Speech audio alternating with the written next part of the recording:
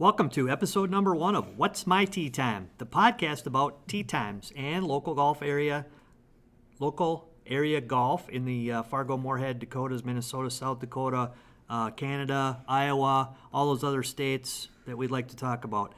My name is Greg McCullough. I am the golf professional at Edgewood Golf Course. This will be year number 20 for me. I am joined by today. This is Matt Cook, and I am the PGA head professional at Rose Creek Golf Course, and this will be my 15th season. 15th season, first podcast. This is my first podcast experience. This is all pretty new to me. I'm not really like a high-tech guy. I think we need a video of what we've been going through the last 3 or 4 days because it would be hilarious to see. We are both employed by the Fargo Park District. We'd like to thank them, obviously, to start for our help with doing this and giving us a paycheck every 2 weeks. Thank you very much. Here's what we'd like to do on this podcast. We'll talk about tee times, what it means to the course, what it means to the player, any stories that we might have. We'll talk about what's going on locally in the area. We'll talk about maybe local golf pros or high school kids or college kids who are doing some fantastic things. We'd also like to have a segment in these episodes called What's the Number? We'll talk about a number and we'll see if we can't diagnose what that number is as we go through this. We'd also like to do a little Greggie and Mattie Awards. These awards mean nothing. They're great shout-outs of either you did something very well or you did something you weren't supposed to. I think Mattie will get the good awards and Greggie will get the bad awards. That kind of is the way our life proceeds. First of all, Mattie, you were late for your tee time this morning. What's up? You know, I'm going to blame it being late on the tee time today as I was jump-starting 3 or 4 different vehicles this morning. We're doing it this the end of January, and we're kind of in a little bit of a cold streak right now. You mean your car does not like when it's 60 below zero? Oh, it was just nasty. You know, we'd been kind of shut in the last few days, and I went out there, and it wanted to do nothing about starting up this morning. You know it's cold when we don't get mail. And we know we have mailmen that play at our golf courses, so that'll be the first thing that I talk to them about, give them a little grief about how they did not deliver my mail when it was only 60 to 80 below zero. Safety first, folks, safety first. The only good news about this cold snap is it did allow me 2 days to be actually with my girls who kind of helped me get through some of this techie stuff. So, did you tell them that you copied the singing that they did, and we may put that on this podcast? They would kill me. So we'd be down to 1. So that's Correct, not good because I need you a lot. What's going on locally? Obviously, it's January. It's 30 below zero. Anything going on locally at our golf courses that we can talk about today? You know, the one thing that we've been kind of going on is this new POS system we're starting on out, which is kind of a big deal because it does involve our customers as well, all the way as far as into how they're going to be able to make tee times now as far as in the future.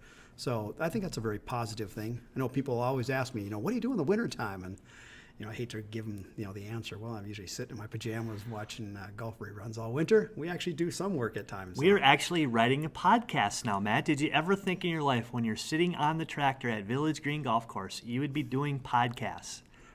No, you probably did. You're a forward thinker. You probably already knew what was going to happen. When I was sitting in the picker this fall picking range balls, I was not thinking that we'd be doing a podcast. You actually pick drain balls here? Oh, it's my favorite job. Mine too. I always post pictures about how it's a little stress relief in our lives. We get away from the phone and have people actually hit balls at us. There's nothing better than that. Yes.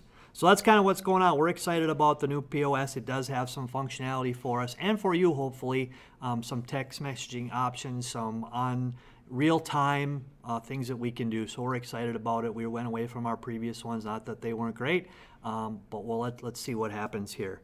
How about local players that we have playing professionally right now? We have Amy Olson, and I'm going to blame Amy Olson a little bit here. She is the reason we're having this cold winter. Amy, you do understand that as a professional golfer that you need to move south. That's the other direction that you move, not north. We're super happy to have Amy Olson in town, and hopefully she will come and visit us someday, and she can get a chance to rebut what's going on. Tom Hoagie, PGA Tour's got full status this year, which is awesome. He started, I think, in the fall pretty good. He's missed the cut the last couple weeks, only by a couple shots. He's playing in Phoenix this week, and it's the waste management. Matt, what does the waste management mean to you? Boy, that is a different golf event. And as any PGA Tour player, I'm sure would tell you the same. They're going to give you something similar. It's been a long time since I've been there. They didn't have the whole stadium on 16 set up back then. But even then, it was quite a carnival. I mean, you'd just not believe some of the people that you'd see there. You knew that they were not golfers. I think they just came for all the other activities that kind of surround that event. So it is quite a party. It is quite loud and crazy. I know we've had a lot of people as far as our region that go down every year to go participate in that craziness. So If you think about it, at the Ryder Cup at Hazeltine, when it was there, they limited the people there to 25,000. Each day at the Waste Management, they have 200 to 250,000 people on site each day. So it is a party. It's not like any other tournament. I think it's great. It brings a lot of non-golf people to watch the best players in the world. Again, it's a little different activity. I have been there a couple times. It is crazy. can you imagine more than like Fargo Moorhead all on a golf course? At the same time. At the same time. That's Hydrating. Hydrating, Matt. I saw an interesting article that they said before, Tom Lehman said before, all the low scores used to come in the afternoon when they were there. That the morning scores, not that they were high, but the morning scores would be like one shot higher than the afternoon scores. Ever since they've changed the atmosphere, ever since they've changed kind of all the stands and everything else, the afternoon scores have gotten a little bit higher. Because even for Tom Lehman, walking through the hallway on 16 is all of a sudden you have, I don't know how many people are there, 60,000 people cheering for you. And Tom did a great job of saying this is not a team event where half the crowd's for you, half the crowd's against you. This is when you walk through 60,000 people are against you. Hopefully you hit a good shot so they're for you. Yeah, it is really nuts. It's like I said, it's like nothing else before, and that golf course is really kind of spectator friendly in the Very past, much so. you know, because of all the undulation you've got on the perimeter and stuff like that. And that was the nice thing before they built that stadium, because you could go up on 15, maybe on the back of 15, sit and watch them hit their second shots in on the par 5. You could see 16 right there. You could see probably, I think it was 9s even, or 10, I think it's right over in that direction. And so you could see quite a bit. Now they got the huge stadium right there, so it's blocking, I'm sure, a lot of your vision now. But it is interesting, and it brings a lot of those individuals that probably are not accustomed to golf or don't know a whole lot about golf, at least to the venue, and they get a chance to kind of see what it's all about. So I love that it's fairly accessible. It's not, at least for Wednesday or Thursday, Fridays are not expensive. I think $20 actually to get in. So I think that's great. I saw they've built another big stand on 18 to the right, which I hadn't seen before. It's becoming a golf course that's getting more and more and more enclosed, and it looks different, but it gives us some different access. So we're excited about that. We wish Tom all the luck in the world there. Hopefully we'll be able to say he made the cut and made a run at what's going on. But even the newer players, I know you have at least one college player, Matt Wolf, who's playing, whose golf swing is super funky, but he goes to Oklahoma State. He's an All-American. He may be the next big thing that hits. So it'll be exciting to watch him play. Natalie Roth, who's an NDSU graduate, is trying to play professional golf. She's in Phoenix right now playing the Cactus Tour. And the only reason I know that is Larry Murphy's kind of told me a little bit about her, and we wish Natalie all the luck in the world. So hopefully eventually we can get Tom on. We can get Natalie on and see what's going on. If you have any other players that you'd like us to maybe get a hold of or you're wondering about, please let us know so we can at least contact them. There's no chance we're getting Amy on now that you blamed her for our right. our temperatures. Well, here's what we'll tell her. I will not be here. And so she has her 5 minutes where I can't rebut it. She can just go ahead and do what she wants to do. I do that a lot, Matt. You know that. And to be fair to Amy, I have a feeling she'd rather be in much warmer climates. It's her husband that unfortunately took that job over at the, what's that place called? That's the other school. NDSU, that's right. Yeah, whatever that school is. Yeah, the 7, 8, 9, 10, 11-time defending champions in golf. Grant is back to NDSU doing some coaching, and so therefore Amy, just being the great person she is following Grant up here. We can maybe talk Amy into doing a episode segment and pick on us or how the real golf world goes, wintertime, summertime, things like that. So we'll ask Amy about that, hopefully, or you'll ask Amy, because now she won't answer my phone calls. Another segment that we'd like to do is called What's the Number? And this is something that we talked about doing where we'll come up with numbers golf related to start with, maybe non-golf related, maybe numbers that you don't think about golf necessarily. Might be 2,568, might be 4,315, things like that, and we'll say the number and we'll see if we can't come up with what it actually is. And first episode, Matt's kind of behind the 8 ball here because I made up a bunch of numbers and didn't tell him about them. So for the first time or each time that we do this, he'll have a time next time where he can give me numbers where I have no idea what's going on.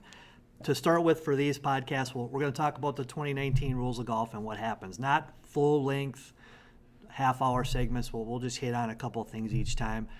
2019 is a big year for the USGA rules of golf. General overview, Matt, like it, don't like it? You know, I think there's, with any change like that, I think there's going to be some things you really kind of like, some things you don't really like. I think the whole idea there, I think, was to hopefully simplify some stuff as far as within the rules. I know a lot of people think they're very complicated. The other thing, I think, is they talked about trying to find ways that we can maybe speed up the game, which is always going to be very important. I think in that respect, and some of the terms that we use now, generally speaking, I think are good. Yeah, so overall, you know, like I said, I haven't had a chance to grind on the book too much. We did attend our 7-hour rules seminar, got to be a little long. And I got to admit, I probably didn't keep my focus the entire time there. But you lasted longer than I did. I started texting my wife 10 minutes in, and I said, this is like my 3rd year tax class, which is awesome for the first 30 seconds. And then it got a little bit dry, should we say.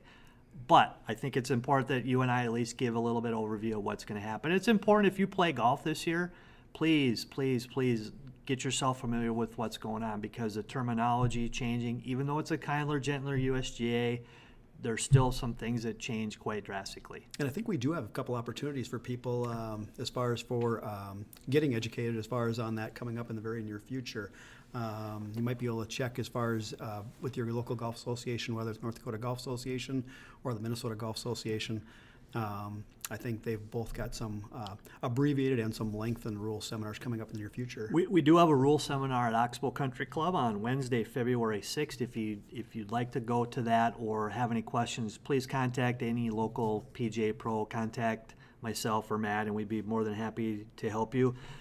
If you're a high school player, if you're a high school coach, please start digging into this as much as you can, because we know that that's the first thing that's going to happen around here. Those are the first rules questions that we're going to have are going to come from a high school tournament. So coaches, students, grab yourself a rules book and see if you can try to at least get familiar with it. And we also want, we understand, and the USGA is starting to understand that not everybody is, when they go out and play, is worried about specific rule 10.354C and doing everything the right way. And I think the new rules are set up terminology-wise and maybe implementation-wise to be a little bit easier. But if you have any questions on how to do it, I would recommend you do it.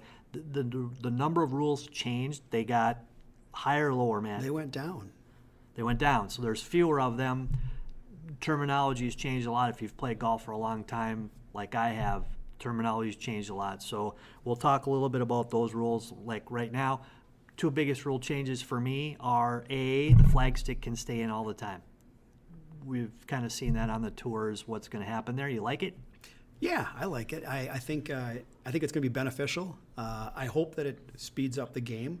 I know just from myself and going out and playing some casual rounds, whether it's just by yourself or with a couple other people, it's always nice sometimes just to be able to go ahead and just hit your putt and not be worried that you're going to actually receive a penalty because you're putting with the flag stick in. I think it just speeds it up a little bit easier. And so overall, I think that'll be a nice change. The other big rules change will be, and again, I'm old. I just forgot what I was going to say. So Matt, you can kind of fill in. We could do a common man. We could do, yeah, there we go. We could do a common man deal. Right, whatever. Ball drop, knee high. What do you think? Well, I think I'm going to have a real advantage there because, my knee high is only about 12 inches. Yours is about 3 feet. And so I'm going to have that nice, lie after I've dropped them from mine. Yours are going to get really embedded into the deep grass. And so, no, it's different. That's been one I think that they've changed multiple times probably over the course of the time that you and I have both played golf. It's going to be a little different. I think already players on the tour are kind of catching themselves too. It's so fun. It's so funny to watch them try to get to it. It's hilarious. If you like to follow stuff like that, just put it in your Google, and you'll see guys not even having a clue at where to start. And one of the guys actually started dropping it at shoulder high, and you can see somebody's kind of yelling at him, and he starts laughing about it. Should be kind of cool. And I get asked a little bit about why that happened. Any idea why that happened? Why they went from shoulder high to knee high, or how they came up with knee high? Well, what was it? Did they even get it now to almost at a point where you could almost place it just about on the ground at one point? Yes. And then, so now it's knee high. And of course, I think part of it with the knee high situation is that now when you make that drop, they, as far as the ball, they want to stay within that, I'm going to say drop area, but I don't think that's the correct terminology now.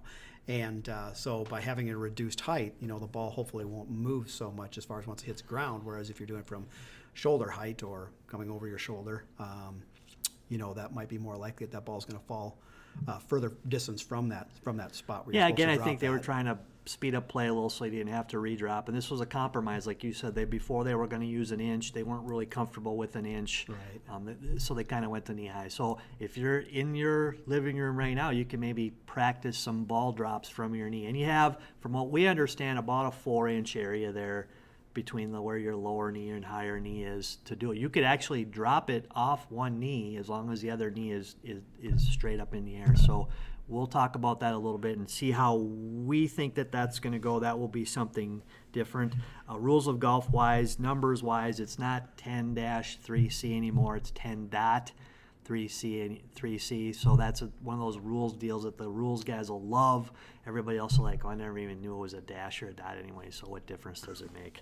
I might have troubles with that ball drop because I don't even know if I can even touch my knees. Right? And so hamstrings like myself, I'm going to have a difficult time. I usually can get to maybe mid-thigh, so you see a lot of bending and twisting now with ball drops. It will be funny, actually. I don't know if I'd be able to get up again, but if I just lay down and then raise my arm up to knee height, is that legal? No, then? that is not legal. Good try, though. That's a good try. You've been on your back a lot lately anyway, so what difference does it make? Again, rules. Here's some rules, items that we have that we'll talk about today real quickly. Rule 10.2B would be caddies can no longer stand on the line. We had a European Tour player run into a problem with that. You see that a lot on the LPGA Tour. You see it some on the PGA Tour, but more on the LPGA Tour. That's gone away. That will be a huge adjustment for those caddies and gals, and we can maybe talk to Amy Olson a little bit about that, what she thinks, what's going to happen there. The number 14.3, Matt. 14.3. Yep. That was probably the average of my 2 ACT scores. Nice work. That's my 3 combined. I really two, killed you're it on my twice second as smart one. as I am. That's actually the rule that talks about drop in relief area, right? Not drop area, relief area, knee height. The number 2. Number 2. Number 2. That's how many cars I jump started this morning. That's it? It was. Oh, that's a good job. That's actually now called the general penalty in the rules of golf. Penalty. 2. Before we had 1-shot penalties, 2-shot penalties, and the lovely Dairy Queen disqualification penalty. We now have 1-stroke penalties, the general penalty, which is 2, and disqualification. We'll see how that goes. I think that's a good change as well. The number 3. Number 3. Well, that'd be the average number of putts I have for green. After watching you in Bandon, I don't know if I believe you. I wasn't so bad at Bandon. You were not I had bad. a You really were actually good caddy, really though. good. I was going to say, your caddy must have been I had spectacular. a really good caddy. This was back last year now that stood behind me, got me aimed, lined. So you're in trouble again. So That no, caddy did take a no, leave no. of absence from Bandon after you. I'm not sure where he is. We can ask. I'll never putt that well again. That's actually, the number 3 is actually the search before. Used to be 5 minutes. Now it's down to 3. So you don't have 5 minutes anymore. You're down to 3 minutes. I think that's a good one as well. Again, most of these are to try to pick up pace of play. If you've lost the ball, which I have tons and tons and tons of times, really after about a minute and a half for me, I know whether I can find it or not. So that 3-minute rule instead of 5, something else to speed it up. It's amazing how long that actually is. It's a isn't it? long time, and that Yeah. and people understand, when does that start? That starts actually when you kind of get to that area where you believe it's lost and you start looking. That's not on the tee box. 5 minutes is forever. I think it, Right. like you just said, if you're out there doing it, 5 minutes is a long time. The number 5. Number 5. That is one hole at Rose Creek that I really struggle with. Okay, there you go. What would be another? No, here we go. Under the rules of golf, that is the number of areas now that we have that different rules take place in different spots. We used to have putting green, through the green, hazards, bunkers. Those terminologies on some of those have changed. One, general area.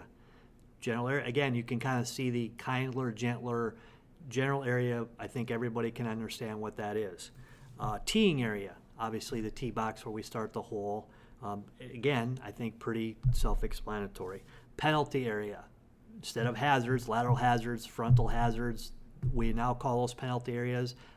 Again, I believe that's a good thing. The average person will understand a penalty area. There has to be some repercussions as to how we play from there.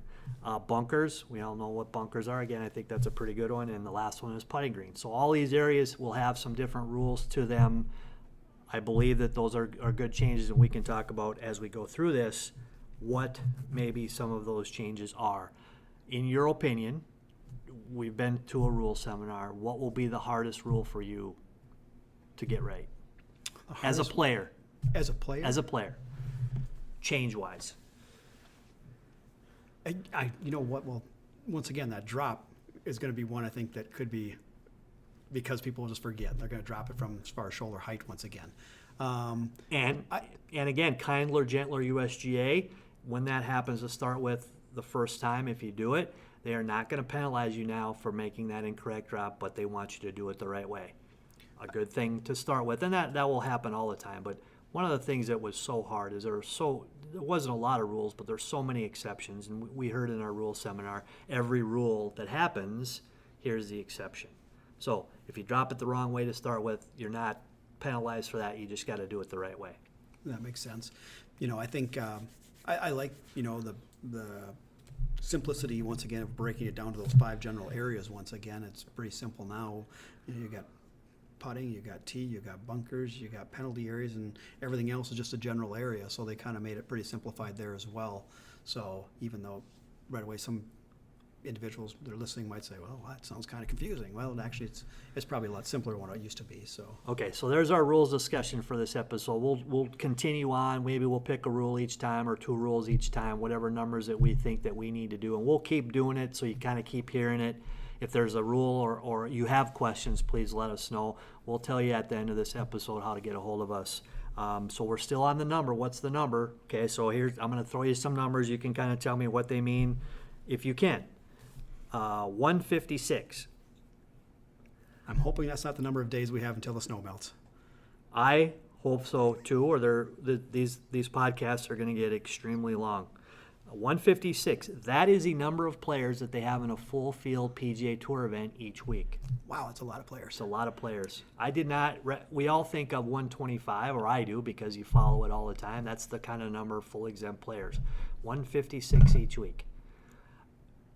Do you think that creates a slow play problem? 156 players on a golf course. One golf course sounds like it's a lot of people. That sounds like a slow play issue. I totally agree, and I know there's a lot of politics involved in making that number go down. They would actually love to find a way, if they could, to make that number go up slightly, which I totally get, but 156 players on a golf course, I don't know what you do other than shot clock.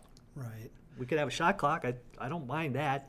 Well, it's been done in other sports, so I would certainly think once again that maybe we need to have a clock as far as in our game as well. And they did it in a European Tour event. I think the fast players loved it. I know the slow players hated it. But I've said this all my life is players will play as slow as you allow them to play, which is unfortunate. So there needs to be some ways to do it. I know the college golf has done, and some amateur events have done timing for each hole or something like that, but I'm good friends with Larry Murphy. The number of players at a college event when it takes them 7 hours to play, it's not necessarily the player's fault. A, they hit it so darn far, now they got to wait, and B, they just got so many players on the golf course. I really don't think you can do anything to that respect. We'd love to hear anybody else's opinion if they think that number should change. We would love to have, and we'll take 156 players in our events all the time. If you want to get to 160, we're all on board.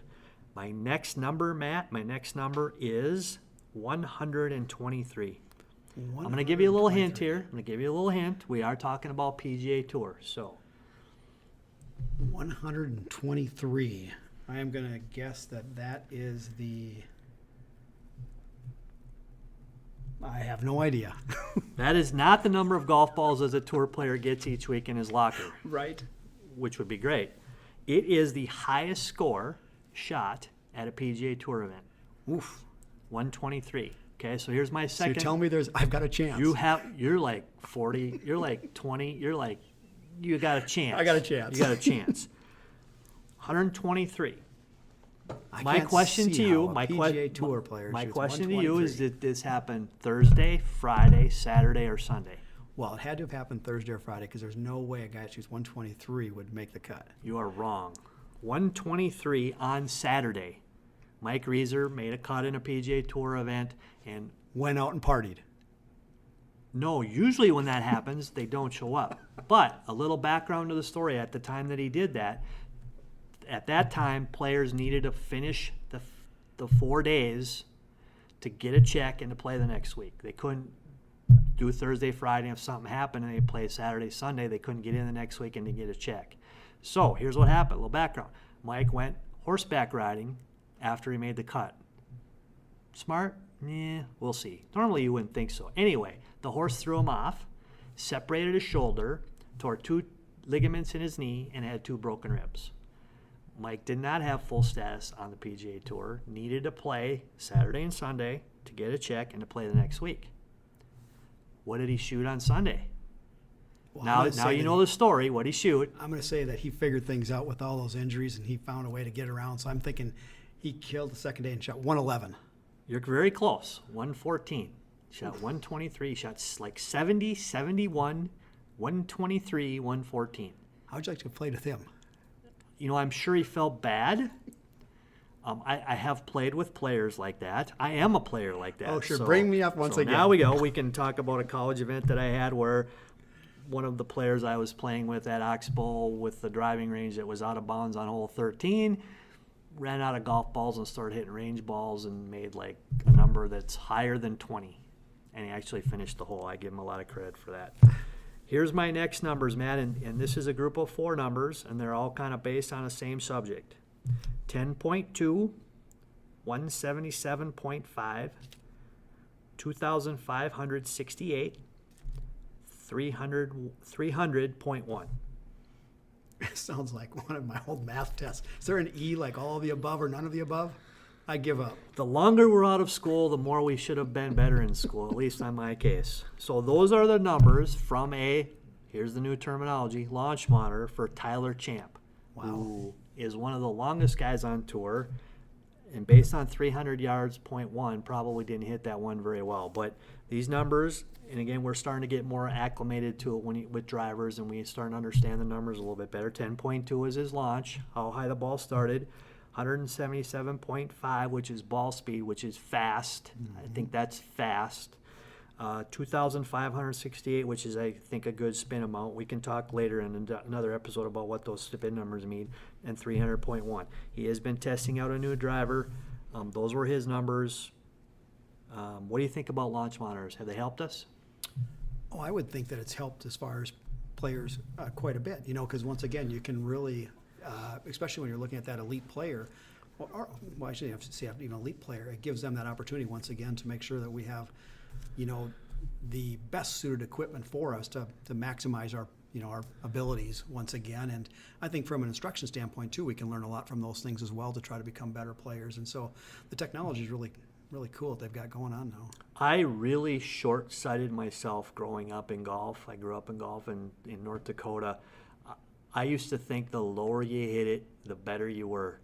So we would get 7 degrees. I remember I had a 7-degree tailor-made burner driver that I'm a low launch person anyway, so I'm sure I was launching that at about 2 degrees, and I could never figure out why I couldn't hit it past 180 yards. Now we're finding out that 13 degrees or 12 degrees, depending on what your spin, matters. And I agree with you totally. It's a great numbers to have. Got to keep that ball in the air. Got to keep it in the air. Even around here, I mean, wind blows here, even around here, they tell us, and there's numbers that show us that those numbers, even into the wind, make a big difference. It's crazy. Like if you've ever, a lot of people probably haven't had an opportunity to get to a tour event and stand on the driving range and watch these people and to see the ball the way it they hit it starts so out. high with drivers so high. Yeah. You can't. I mean, if you've never been to one, as high as you think you hit it or can hit it, they hit it higher. Right. And it stays in the air forever. It seems like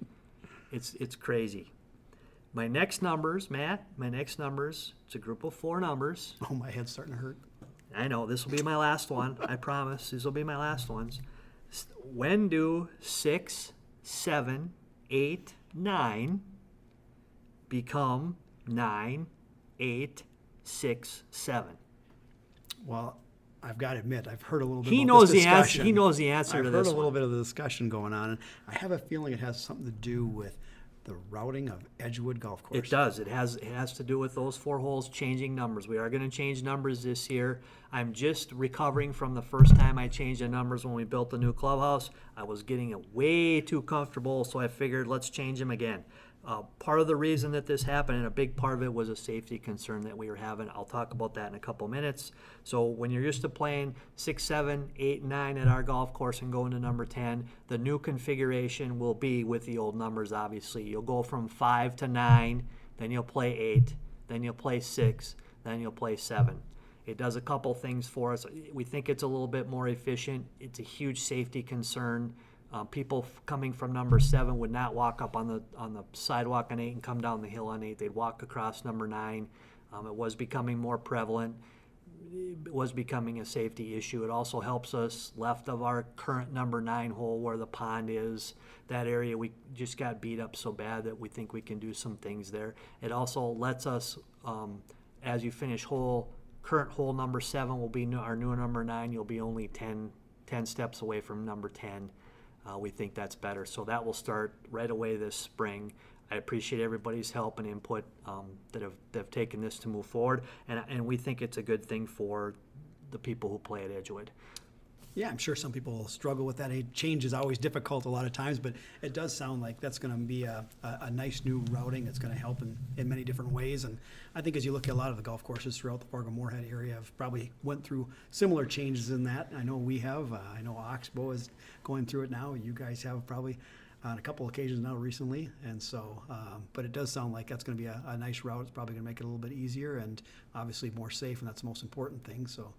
Yeah, I think fresh looks are good. It's hard to start with, but I think fresh looks are good. So that's our number segment for this episode. Each episode we'll try to come up with new numbers.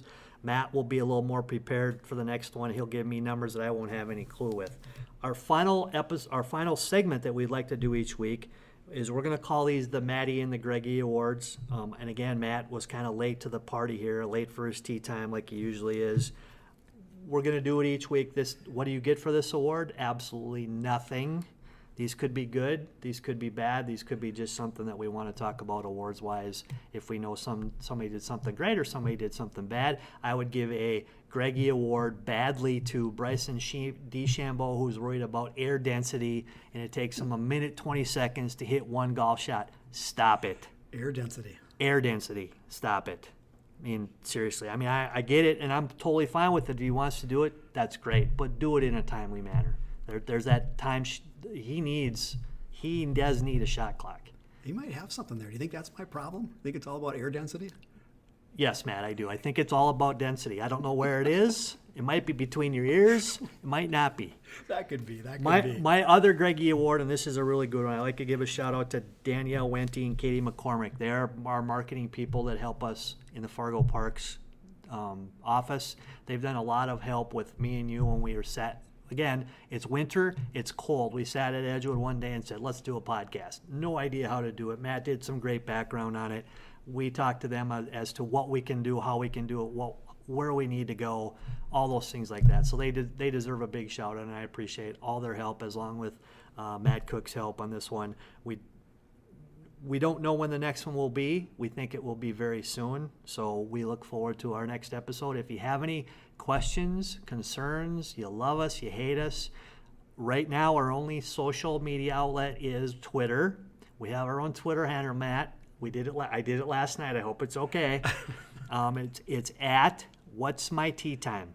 At What's My Tea Time. So feel free to go ahead and ask us questions or give us people or tell us we're all whatever, which we are, whatever the case might be. Until next time, Matt, stay warm, and I hope you jump more cars. I'm hoping we get some heat coming our way soon. We will. Thanks, everybody.